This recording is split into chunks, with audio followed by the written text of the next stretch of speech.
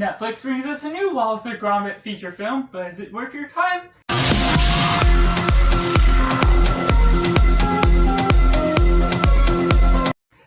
Welcome Cinema, where you focus on a film. I'm Josh, this is Simply Cinema. Let me know down in the comments below what you thought of Wallace and Gromit, Vengeance Most Fowl. Do you like it? Do you not like it? Or is it somewhere right in the middle? Make sure to like this video if you enjoy it. Subscribe if you haven't already to join in the film culture community where we talk about the love of cinema as a whole. And getting right into synopsis. As Gromit believes Wallace to be becoming too dependent on all of his vengeance, his suspicions are proven correct when an old foe manages to hack loose into what his new invention is all about, and it turns into a terror that they do not expect. And taking it right into positives, this is a nice, harmless, family fun film that's just for everyone of all ages. It has the reminiscence of the other feature film. I haven't seen the other shorts in a while, so I'm foggy on the vague information that you can get from the 30-minute other episodes or what we're getting out of the show as well. So there's Easter eggs here and there that I may have particularly missed, but the familiarity of it can feel nostalgic in some sense, even though I haven't really watched all the others besides the other feature film up until then.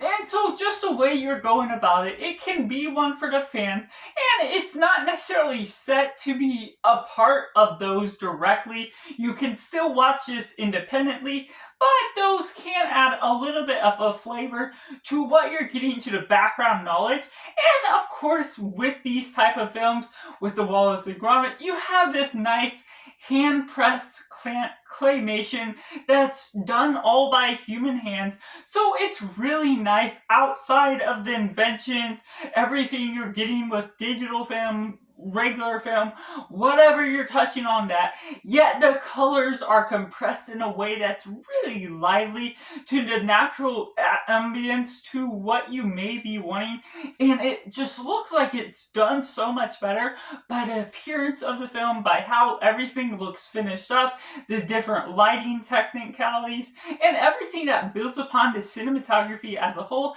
That won't be necessary for everyone, but for something that is fresher looking, it is an added bonus for the look of the film as a whole. And there's other things along the way that builds upon the stakes of the story.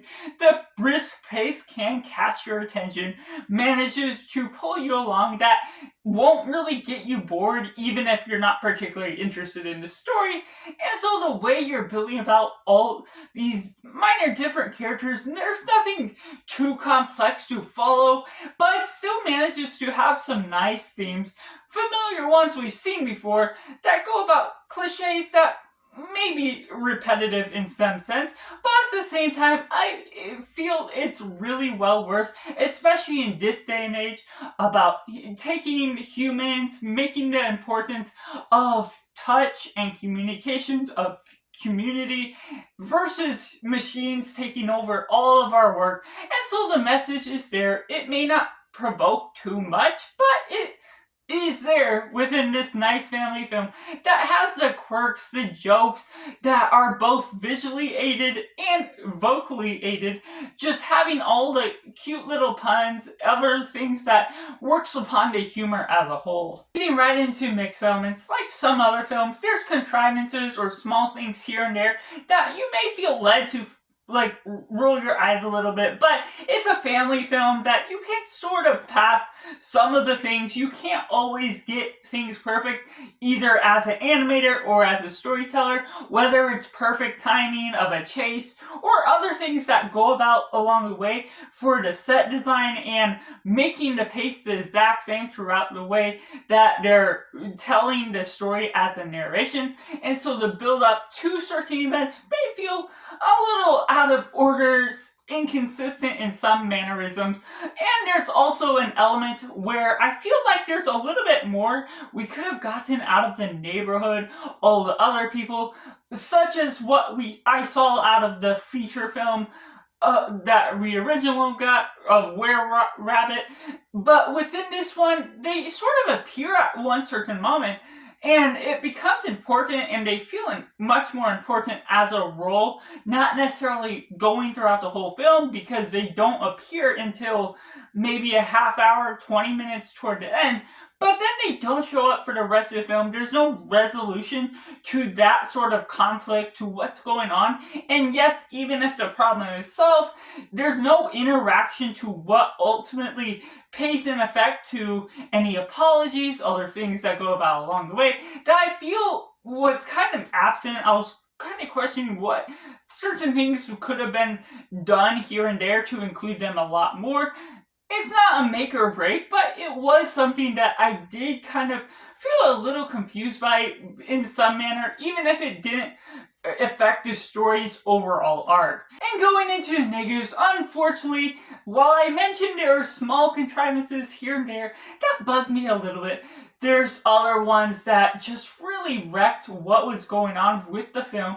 Certain things here and there that, even if it doesn't affect your personal experience as a whole, I feel they're a little bit more glaring as problems. Like I said, in some instances, there's timing issues, other things that go about along the way, but there's some things that are so convenient that without the convenience, the story could not exist without what it was going about. Certain things where once you get this penguin villain that's involved, his ability to escape from the zoo and how that all comes about is just done so easily in certain circumstances that definitely couldn't be set up in this sort of fashion. And so that's just throws off the believability, having to suspend your belief too far. And for me personally, those sort of things can take the experience away. I'm not fully engaged with trying to nitpick every film. That's not my goal when watching a film, but for this particular one, those problems sort of stood out here and there, and some of those problems gradually progressed. They started to pop up more and more as the film went along. Not that the story provided that instance where it needed more aid, but at the same time, it felt like the storytellers could only rely on close distance or convenience in order for the heroes to save the day, in order for Gromit to jump from one boat to another without spoiling certain circumstances, and other things that you don't see any background knowledge or background view of something, and then a character comes about to save the day in a circumstance that just feels contrived to the fullest extent. And it's those things that almost makes me roll my eyes, which is unfortunate within this lively, fun family film. It has the puns, it has other creative elements, but when there's things that hold it back from finding things that really suspend your disbelief, that's where it can kind of really throw off the attention, my ability to really build upon my belief that things can kind of go about these ways. Obviously, the dog can't do all these things. He's a dog driving and everything like that. Those things, the rules make sense. The dog being able to drive a car, it makes sense because that's what the story has already shown us. But when other things don't show an ability, what the dog can do, other things that are just hidden from screen until a reveal, that's where certain things can become a little fuzzy for my enjoyment factor. So that's just my particular review for Wallace and Gromit, Vengeance Most Fowl, which I have to rate a particular 6.5 out of 10. Let me know down in the comments below your thoughts on Wallace and Gromit. Do you like it? Do you not like it? Or is it somewhere right in the middle? What do you think of this one versus the original Were-Rabbit film?